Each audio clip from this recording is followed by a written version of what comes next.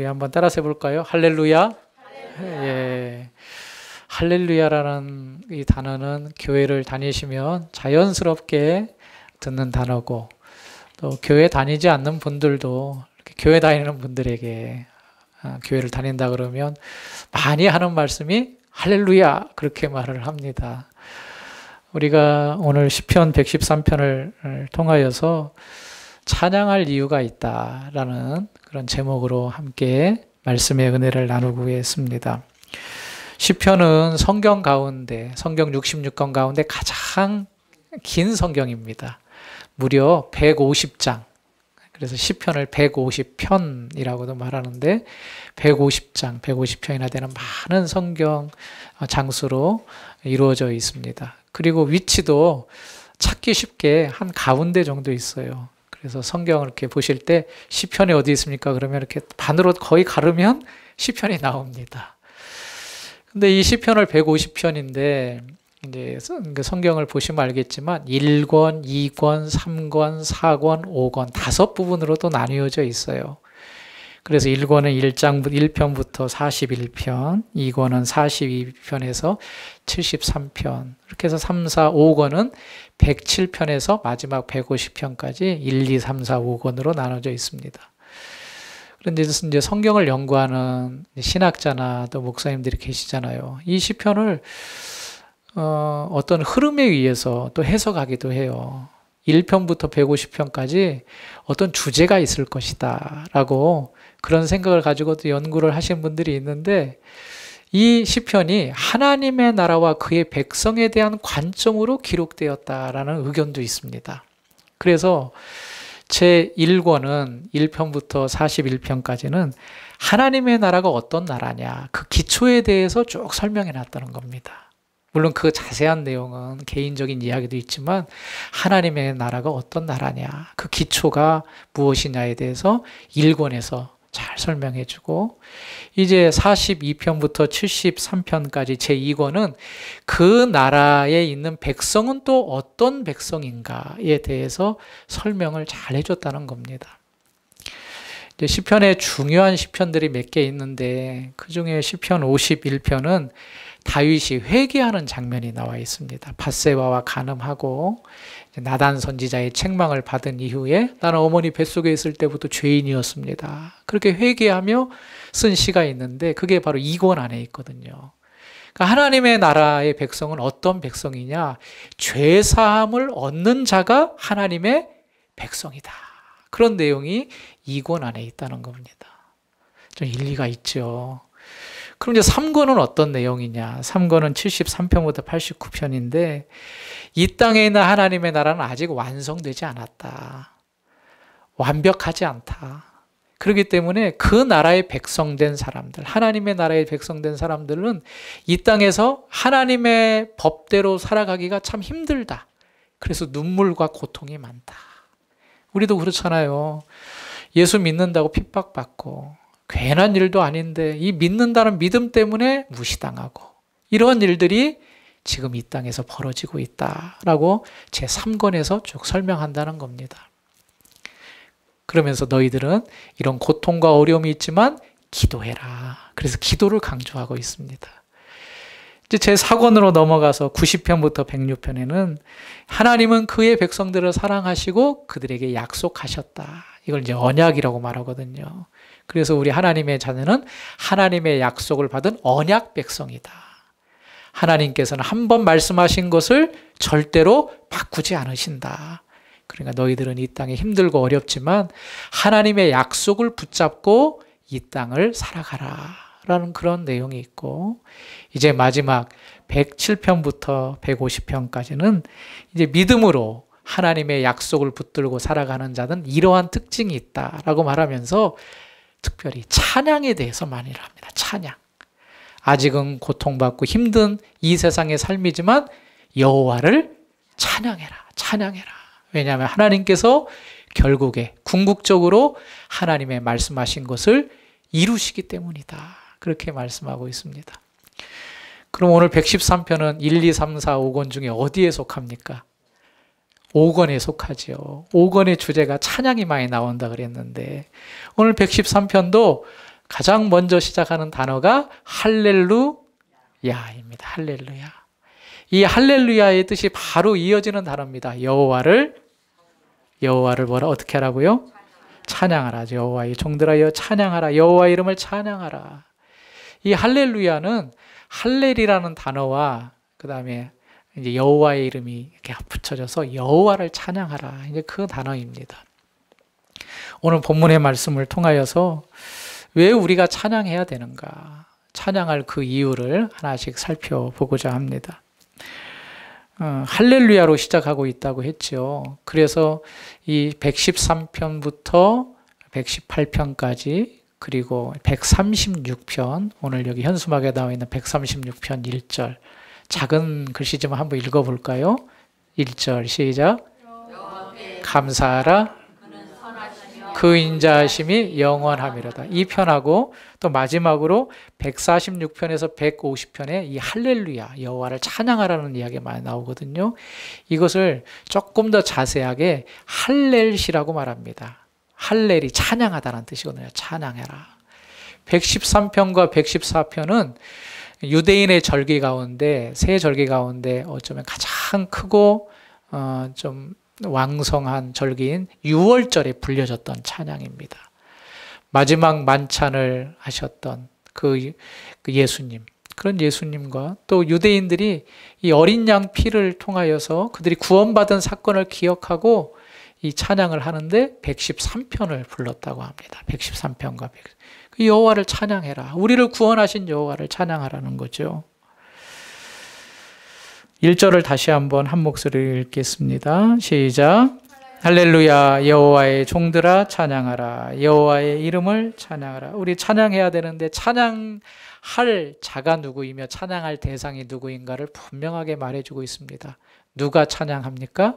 여호와의 종들이 찬양하고, 또 누가 찬양을 받으십니까? 여호와의 이름이 찬양을 받으신다. 이름이라는 것은 그분의 속성을 말합니다. 그분의 본질. 여호와의 이름을 찬양하라는 것은 곧 여호와를 찬양하라는 뜻입니다. 여호와의 종들아, 여호와를 찬양하라. 그럼 여기 나와 있는 여호와의 종들은 누구를 말하는가?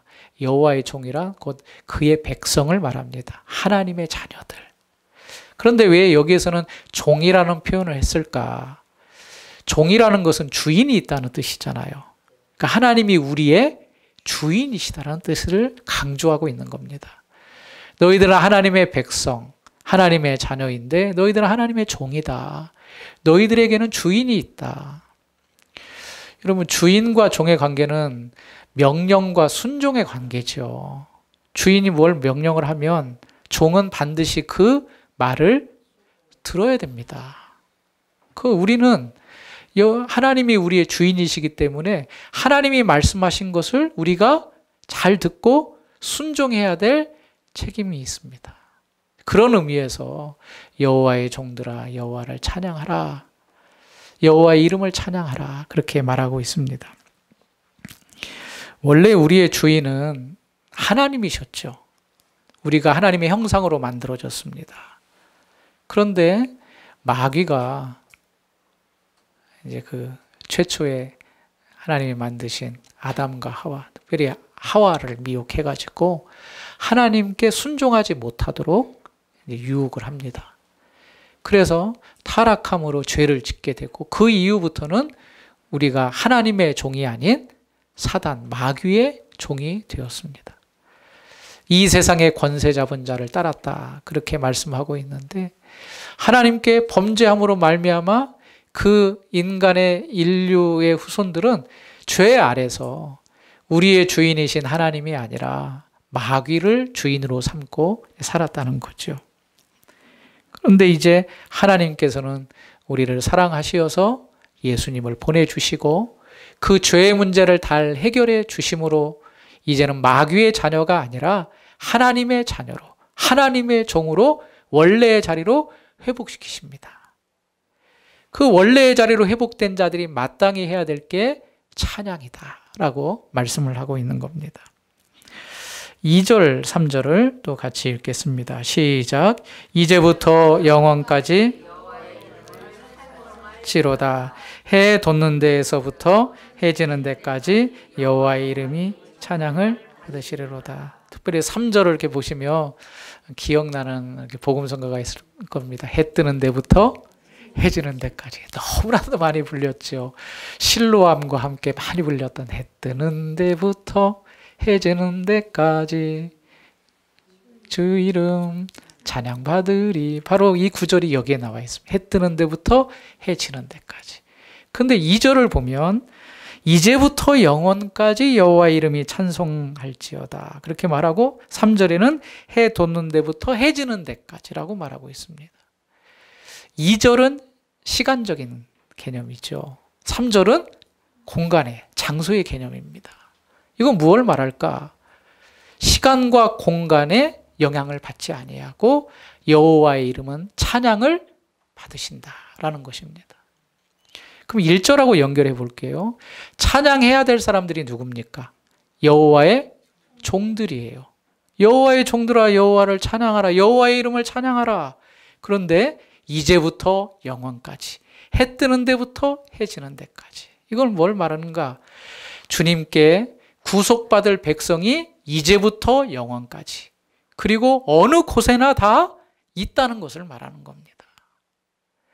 이 자리에도 있지만 이 자리에 함께하지 못하는 백성들은 저기 지구 반대편에도 있을 것이고, 이 시대에도 있지만 앞으로 오는 시대에도 여호와의 종들이 있을 것이고, 영원히 여호와의 종들이 있는 한 누가 찬양을 받으십니까? 여호와께서 찬양을 받으신다라는 그런 말씀입니다. 이것은 하나님의 구원 사역이 끊임없이 이어진다라는 의미가 여기에 내포되어 있습니다.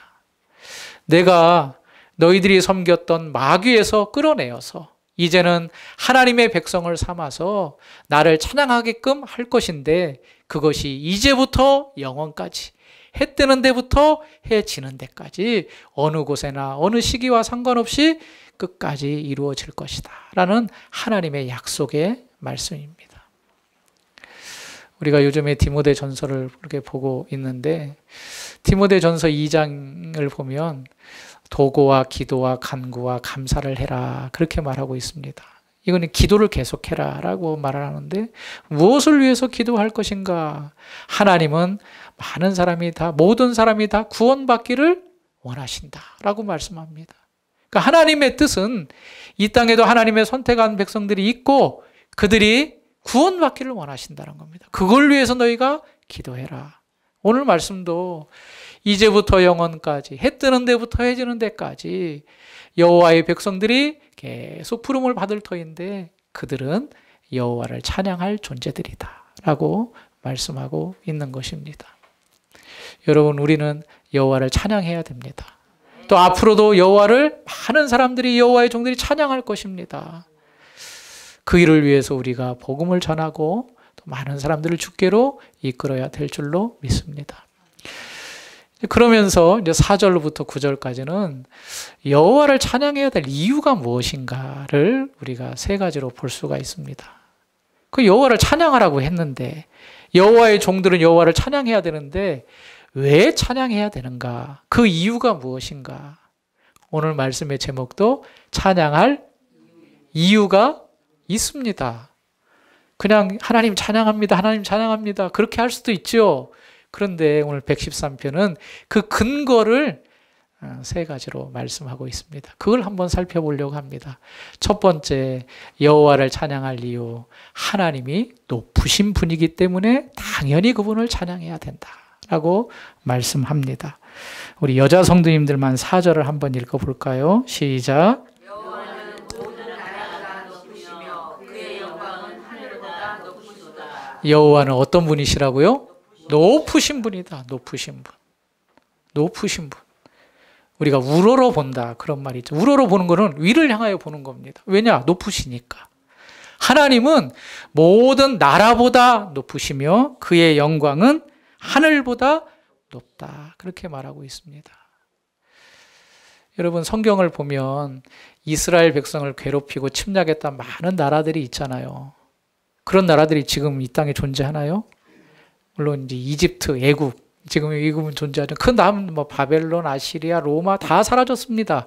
그러나 이스라엘 민족은 지금도 그 땅에서 존재합니다. 그 나라가 그 민족이 강하기 때문일까요? 아닙니다. 그 민족이 섬기고 있는 하나님이 강하시기 때문입니다. 여기 높다라는 의미 가운데 저는 강하다는 의미를 포함시키고 싶습니다. 모든 민족보다 하나님이 강하시다. 강하시다. 어떤 나라보다도 어떤 위협적인 강력한 존재보다도 하나님이 강하십니다. 지금 미국, 중국이 강대국이라 하지만 사실 하나님에 비하면 강할까요? 우리는 그 사실을 믿어야 됩니다. 또한 하늘 위에 모든 영광, 그의 영광은 하늘보다 높으시다라고 말하고 있습니다. 이 땅에서는 모든 나라보다도 높으시고 하늘에서도 그의 영광이 하늘보다 높다. 그렇게 말하고 있습니다. 여러분 지금 이제 우주의 시대가 열리고 또 많은 기업들이 우주로 이제 향하고 있습니다. 그러나 사실 달 정복도 아직 되지 않습니다. 이제 화성에 가겠다고 하는데 계속 시도를 합니다. 태양계에서도 화성은 가장 일부분입니다. 우리가 생각하는 하늘, 뭐 여기 하늘이 궁창인데 우리가 바라보는 하늘인데 그 하늘 위로, 하늘 위의 하늘, 전 우주적으로 생각할 때 그 끝은 어디일까요? 생각할 수도 없죠. 상상할 수도 없죠. 항상 상상의 그 이상의 하늘입니다. 그런데 하나님은 어떤 분이십니까? 하늘 위에 높으신 분이다. 그렇게 말씀하고 있습니다. 한 나라의 임금과 한 나라의 왕, 통치자도 사람들이 다 우러러 봅니다. 이제 독재를 가진 이제 찬양하고 자기를 위시하고 세력을 넓히고 하죠. 그런데 하나님은 그 어떤 존재 이 땅의 나라보다 높으신 분이고 하늘 위에 계신 분이고 높으신 분이고 하늘보다 더 높으신 분, 그 하나님을 우리가 찬양해야 될 이유가 첫 번째 있다라고 말씀하고 있습니다. 이 높으신 하나님을 찬양하는 여러분들이 다 되시길 바랍니다. 그런데 이런 높으신 분이라면 상당히 강압적일 텐데 하나님은 이 땅의 나라 임금과 통치자들처럼 강압적이지 않습니다. 왜냐? 그렇게 되면 찬양이 찬양될 수 없기 때문입니다. 이 찬양이라는 것은 드리는 자의 자발성이 중요합니다. 마음에서 우러나서 그분을 높여드려야 됩니다. 마음속 깊은 곳에 감사, 그 감사를 담아서 드려져야 되는 것이 찬양인데 하나님은 우리에게 그렇게 하신다는 이야기입니다. 그 사실을 두 번째 이유에서 찾을 수가 있습니다. 여호와를 찬양해야 될 두 번째 이유는 그는 높고 또 그는 낮아졌기 때문에 우리가 찬양해야 된다라고 가르칩니다. 우리 5절과 6절은 우리 형제님들이 한번 읽어보시겠습니다. 시작. 여호와 내 하나님과 같은 이가 누구리요?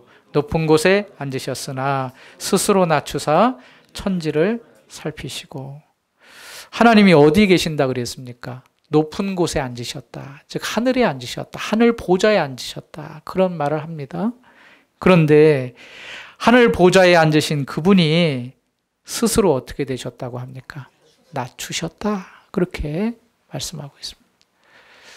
여러분, 사람은 다 높은 곳에 올라가려고 하죠. 왜냐하면 거기에는 힘이 있기 때문에. 그리고 내 마음대로 할 수 있으니까. 그 높은 곳에 올려갑니다. 그런데 하나님은 나라와 모든 하늘보다 높으신 그분인데도 불구하고 스스로 낮추셨다. 그렇게 말씀하고 있습니다. 솔로몬이 그 아버지 다윗의 대를 이어서 이제 왕위에 올랐는데 우리가 아시는 것과 같이 다윗은 하나님을 참 사랑했던 사람입니다. 그래서 이 허름한 곳에 그 하나님의 법궤가 있는 것을 원치 않아서 이제 성전, 즉 제대로 된 건물을 건축할 마음을 가졌는데 하나님은 그걸 허락하지 않지요.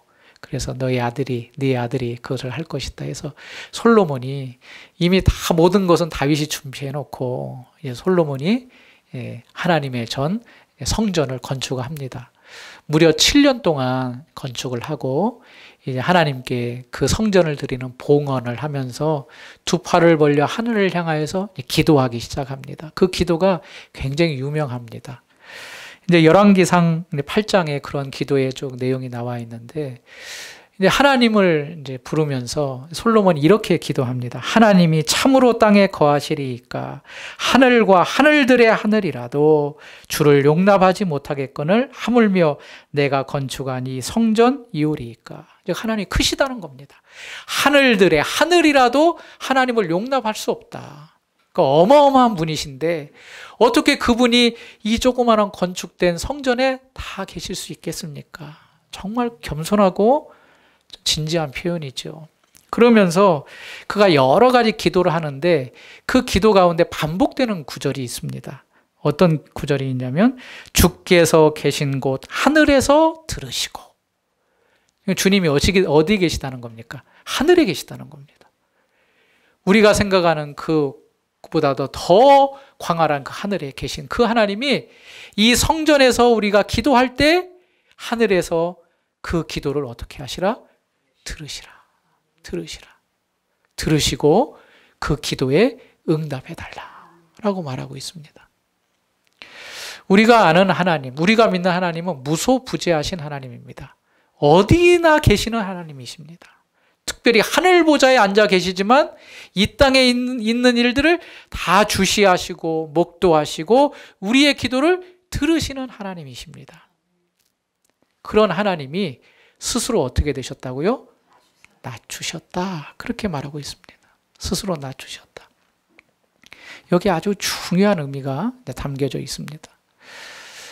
여러분, 우리 성도님들 가정 가운데 이제 아이들이 있는지 모르겠습니다. 이제 엄마 아빠가 아이들 키우면서 키가 자라고 이렇게 몸이 움직이 커지면서 참 든든한데 어릴 때는 이제 엄마 그러면 이제 엄마 아빠가 이제 애들 이야기를 듣죠. 그런데 들을 때 가장 이상적인 자세는 아이들하고 눈높이를 딱딱 맞춰가지고 그래 뭐 하는데 눈높이를 맞추려면 어떻게 해야 됩니까? 낮아져야 되죠. 허리를 숙이든가 아니면 무릎을 다 꿇고 그 앞에 왜 무슨 일이야 하면 아이들은 클 수가 없으니까 그 자리에 있지만 크신 부모님이 무릎을 꿇고 허리를 숙여서 눈을 딱 마주치면서 그 아이를 들어줄 때에 그 아이가 얼마나 행복하고 또 그 모습이 얼마나 아름답습니까? 바로 낮추셨다는 의미가 바로 이겁니다. 우리가 수준이라는 말 많이 하죠. 수준. 야, 저 사람 수준 높아. 아유, 참, 저 사람은 수준이 너무 낮다.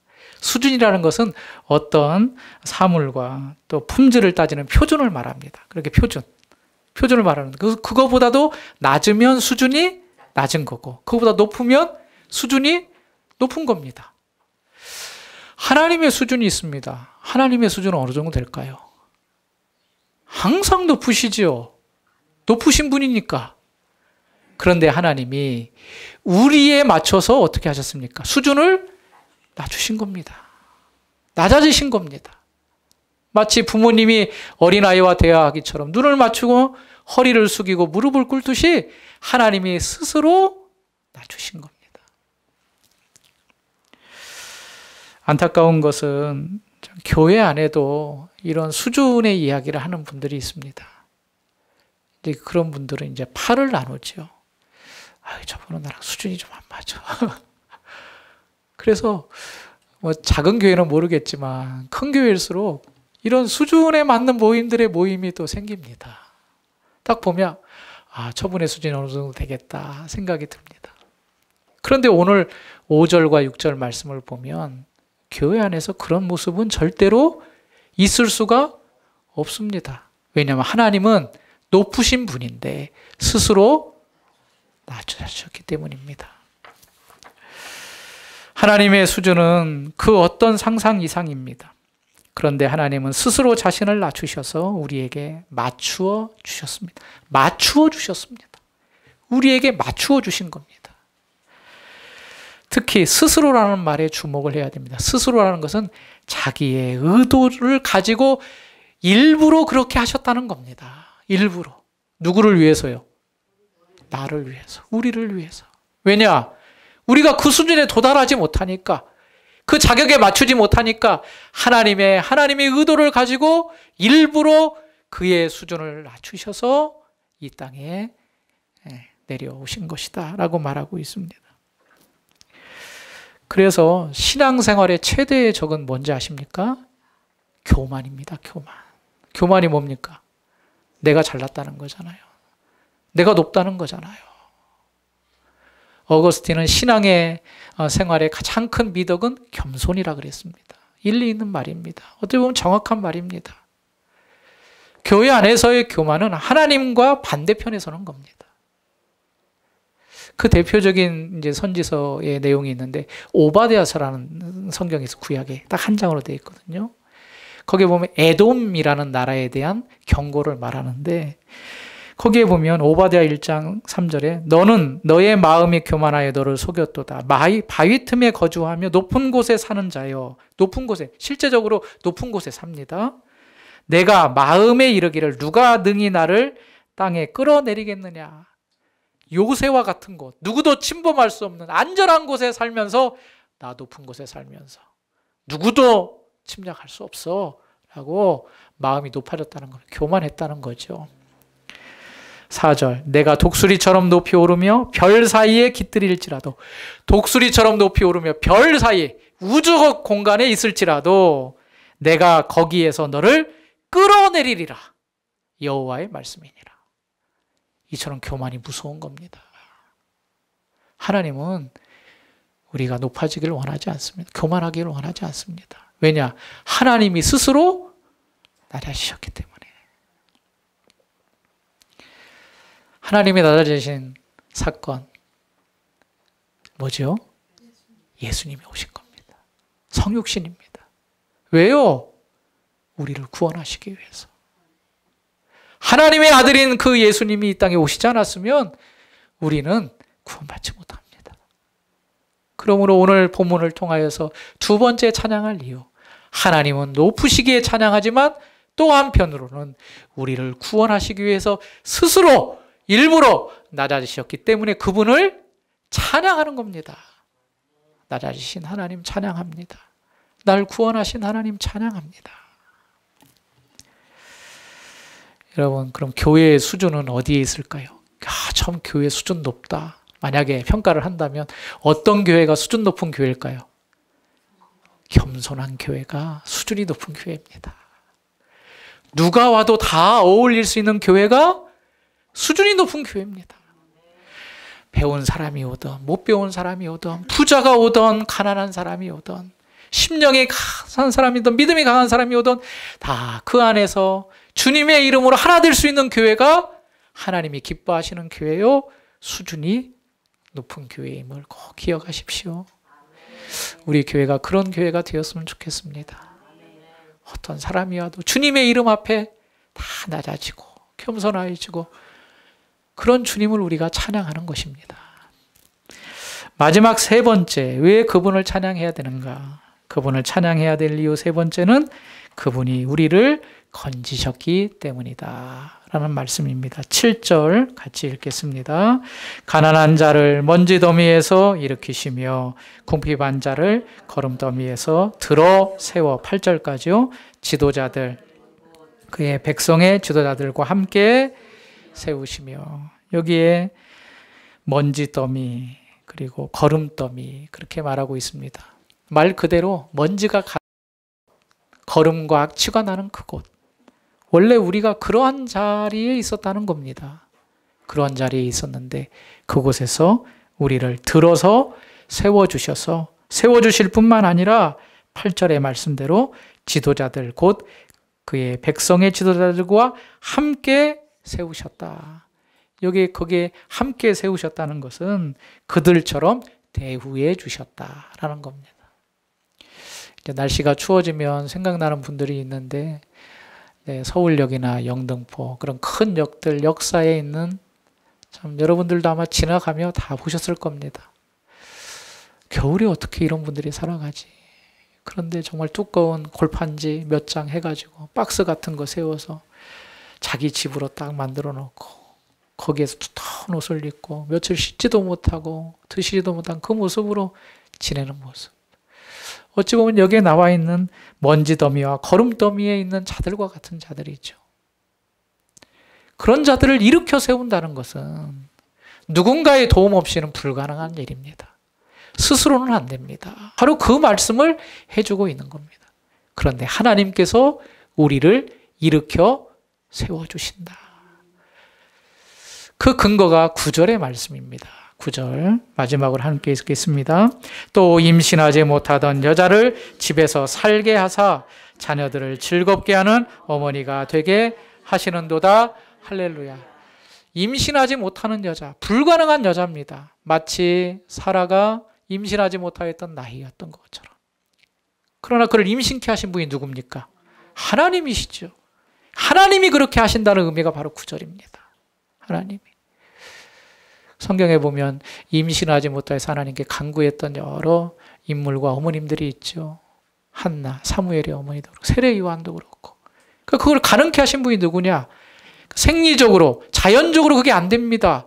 하나님의 간섭과 하나님의 능력이 임할 때에 가능했던 것처럼 우리가 거름더미 있고 먼지더미에 있던 영원히 멸망받을 자인데 왕의 방백들처럼 지도자들처럼 세우시고 대우해 주시는 그 능력을 가지시는 분이 누구냐? 하나님이 그렇게 우리를 하셨다는, 우리를 그렇게 세우셨다는 겁니다. 어찌 보면 두 번째 찬양할 제목과 연결이 되죠. 스스로 낮추셔서 이 땅에 오신 그 예수님, 예수님을 믿어서 죄사함 받고 하나님의 자녀로 믿는 자에게 하나님의 자녀가 되는 권세를 주시고 우리가 그 권세를 가지고 당당하게 지난주에 들었던 세 가지 선물 가운데 천국의 유업을 받는 그런 놀라운 은혜를 우리에게 주셨는데 그게 누가 하셨는가? 내가 한 것이 아니라 하나님께서 하신 것이다. 그래서 하나님을 찬양해야 된다라고 말씀하고 있습니다. 오래 사신 성도님들 아시겠지만 인생이 참 짧습니다. 어렵게 청년들 이렇게 즐거운 시간 보냈는데 야 20대는 그래서 좋구나 하는 걸 다시 한번 느꼈습니다. 밤 12시에 왔어요. 열심히 놀고 즐겁게 또 교제하다가 또 오늘 또 예배도 나왔잖아요. 20대니까 가능해요. 그런데 30대, 40대 몸도 쇠약해지고 이제는 병원이 친구가 되고 그러면서 느끼는 게 뭡니까? 인생은 참 허무하구나. 사실 우리는 하나님으로 채워져야 채워지는 존재입니다. 하나님으로밖에. 그런데 친히 그 높으신 하나님이 죄 아래에 있는 우리의 허무한 인생을 채우시며 구원하시기 위해서 스스로 낮아지시고 또 오셔서 그를 믿는 자를 세워주시는 놀라운 은총을 베풀어 주셨습니다. 이 한 주간 이 세 가지 사실을 꼭 기억하면서 여호와를 찬양하는 할렐루야 할렐루야 그 여호와를 찬양하는 귀한 성도님들이 다 되시길 바랍니다. 특별히 다음 주에는 우리가 추수감사주일로 지킵니다. 한 해 동안 하나님께서 베풀어 주신 은혜 생각하면 생각할수록 우리가 감사한 것밖에 없습니다. 감사의 제목도 한번 적어보시고 그냥 일상생활처럼 쑥 지나가는 일이라도 그걸 곱씹으면서 나에게 이런 은혜를 베풀어 주셨구나. 하나님 앞에 찬양과 영광을 돌리는 한 주간이 되시고 다음 주에는 우리 성도님들과 함께 그 하나님을 더 찬양하는 귀한 예배로 드려지는 추수감사주일이 되길 소망합니다. 높으신 하나님, 우리를 위해 스스로 낮아지신 하나님, 그리고 우리를 거름더미와 먼지더미에서 세워주신 그 하나님을 찬양합니다. 할렐루야. 기도하겠습니다. 하나님 감사합니다. 영원히 죽어 멸망받아 마땅한 우리를 거름더미와 먼지더미 같은 그러한 불가능한 상황 가운데서 건져주신 하나님께 영광을 올려드립니다. 높으신 하나님, 모든 나라보다 민족보다 하늘 위에 계신 그 영광스러운 하나님, 그 하나님을 사랑하고 경배합니다. 믿음으로 우리의 이 경배와 찬양을 받아 주시옵시고 이번 한 주간 할렐루야 할렐루야 주님을 찬양하는 목소리와 감사가 끊어지지 않는 우리 성도들 되게 하여 주옵소서. 예수님 이름으로 기도하옵나이다. 아멘.